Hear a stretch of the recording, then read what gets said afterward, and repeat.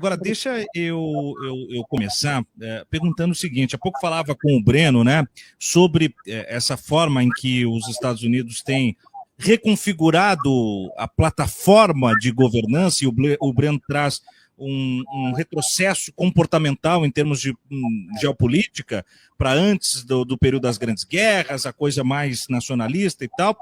E aí eu queria, né, sulcar desse tipo de percepção, para além do caráter econômico, Lília, o seguinte: por mais que as pessoas se atentem muito à questão do gesto, e ele é importante, lá, o gesto nazista lá do Elon Musk e tal, a minha grande preocupação está, de fato, nas estratégias usadas pelo nazismo. A começar, por exemplo, com essa decisão de ontem ao lado do Netanyahu, remetendo ao Friedrich Ratzel, né, aquela coisa do determinismo geográfico.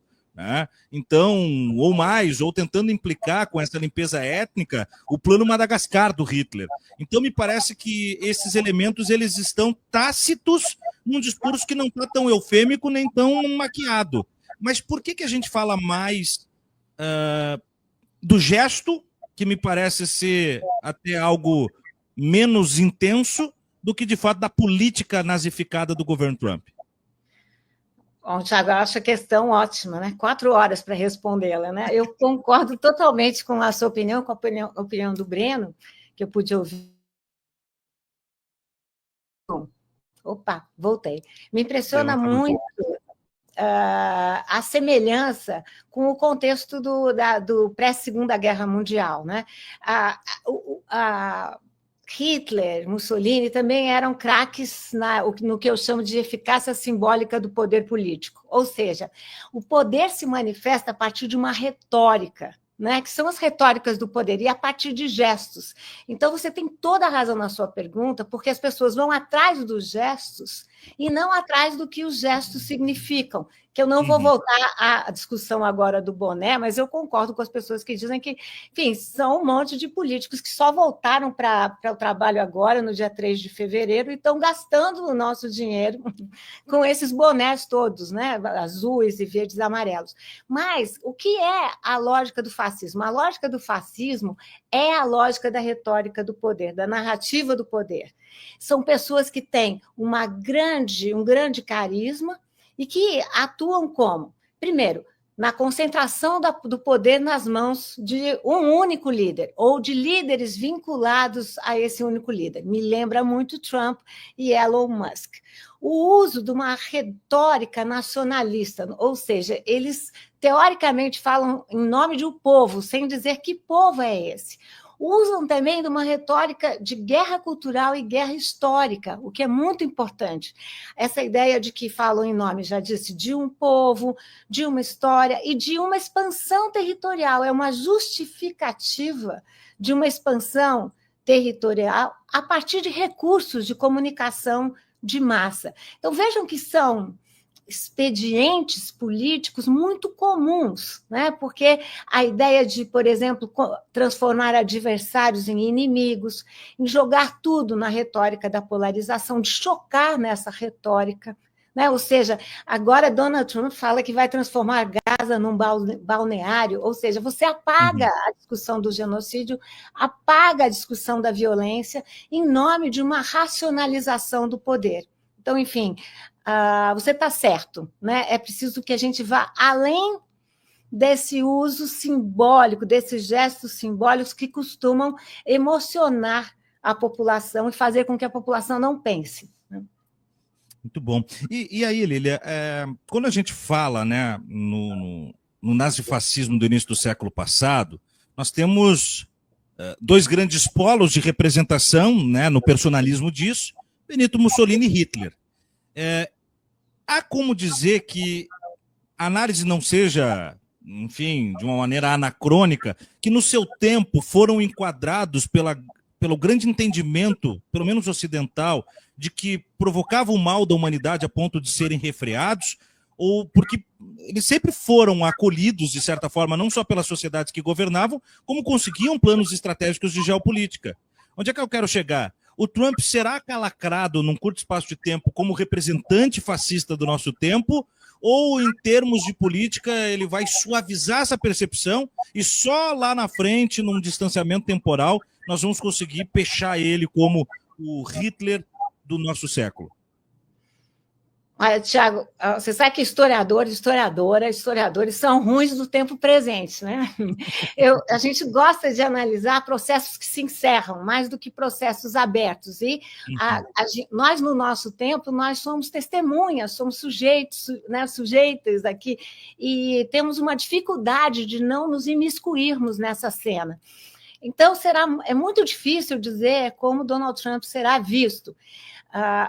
Eu vou recuar um pouquinho com a sua pergunta, se você me permite, porque o próprio termo fascismo, diferente de outros movimentos políticos, econômicos, sociais e culturais, ideológicos, ele é um termo de muita disputa e de muita divisão, porque se nós incluirmos não só Mussolini e Hitler, mas se nós incluirmos, vamos aqui lembrar, Salazar em Portugal, que governou de 32 a 68, Franco na Espanha, de 39, salvo engano, até 76. No Brasil, se pensarmos no Getúlio, o que foi o integralismo no Brasil, a gente vê que nesse pote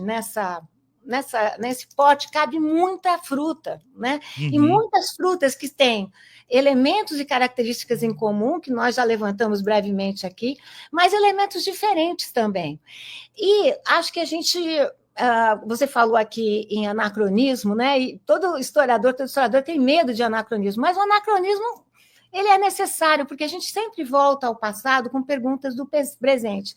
Eu acho que Trump será, sim, visto como um dirigente fascista, supremacista, ditador e autoritário, expansionista, né? O nome que a gente vai dar a ele, se é só fascismo, eu não sei, porque em cada um desses fascismos, no plural que eu citei, Tiago, existem componentes a diferenciá-los. Vamos dizer, por exemplo, que nem todos os fascismos apostaram na militarização da sociedade. Eu posso te dizer que no Brasil apostaram.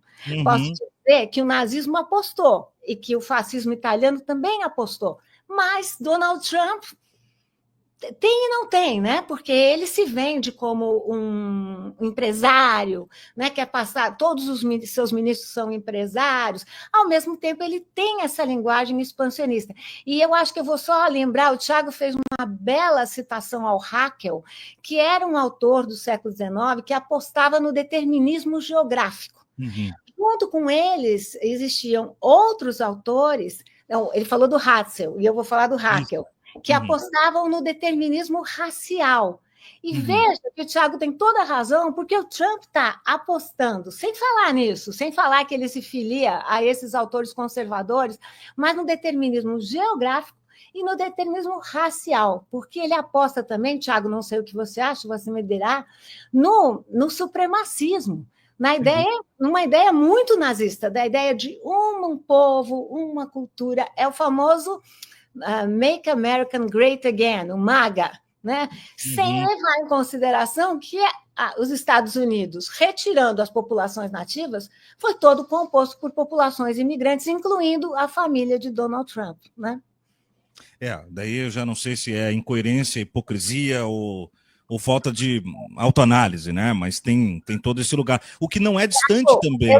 Que não é lógica do ou, é lógica do e. É tudo isso. É tudo isso. Não, e mais, né, Lília, não é diferente também dos lugares, do não lugar, na verdade, né, e do ressentimento provocado no comportamento. Isso é a nutrição do fascismo, né? Se a gente pegar o horror à arte que vai verter do Hitler, a gente entende por quê. Um tanto quanto se diz biograficamente dos seus atos persecutórios a homossexuais, também por algum grau de sequestro da sua sexualidade. Então tem muito disso, né? Agora, dando uma descida, né, não só no continente, mas na escalada, aqui eu vejo um problema, e eu queria ouvir você, Lília, sobre a forma como nós suavizamos, dentro do eufemismo, o nosso fascismo, né? A gente chama de bolsonarismo. Eu acho que isso fica muito suave, fofo, soft, né? Por que há uma dificuldade da gente pechar o nosso fascismo aqui no Brasil em especial? Olha, o Brasil é um país dado a eufemismos, né?